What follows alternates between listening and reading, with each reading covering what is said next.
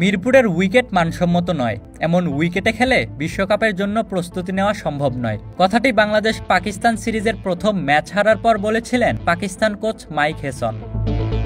তবে ক্যারিবিয়ানে তার দল ১০০ রানও করতে পারেনি, অল আউট হয়েছে মাত্র ৯২ রানেই, সাথে ২০২ রানের বিশাল পরাজয় দেখেছে।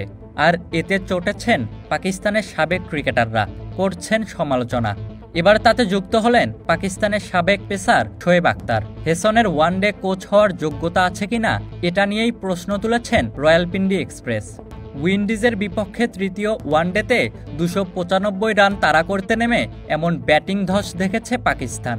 সিরিজ নির্ধারণী ম্যাচে পাকিস্তানের ব্যাটিং লাইন আপ একাই গুড়িয়ে দেন জেইডান সিলস, নেন ৬ উইকেট। ১০০ রানও করতে না পারায় পাকিস্তানের সামর্থ্য নিয়েই এবার প্রশ্ন তুলেছেন শোয়েব আখতার।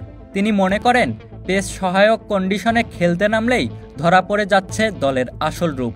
আর তার মতে এমন ব্যাটিং ব্যর্থতার পেছনে বড় দায় রয়েছে টিম ম্যানেজমেন্টের।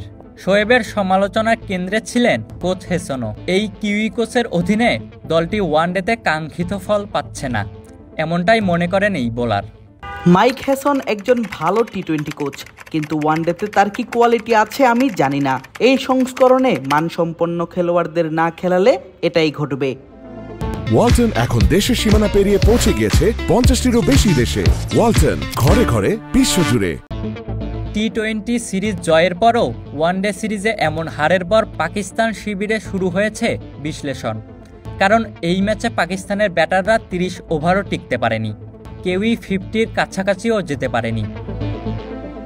পাকিস্তানের ব্যাটিং কতটা ভঙ্গুর বেরিয়ে আসে পেস সহায়ক কন্ডিশনে খেলতে নামলে।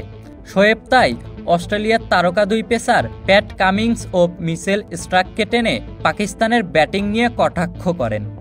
প্রতিষ্ঠিত অলরাউন্ডার ব্যাটসম্যান, বোলার ও স্পিনার না খেলালে পুরো ৫০ ওভার খেলতে পারবেন না। এটা বাজে নীতির ফল, খেলোয়াড়দের দোষ নয়। পেস সহায়ক উইকেটে সবসময় খেলোয়াড়দের আসল চেহারা বেরিয়ে আসবে।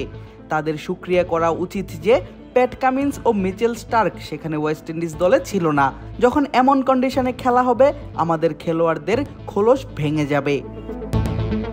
পাকিস্তানের এই হারে ৩৪ বছর পর তাদের বিপক্ষে সিরিজ জিতেছে West Indies. Ishtiaq Mahin, cric frenzy.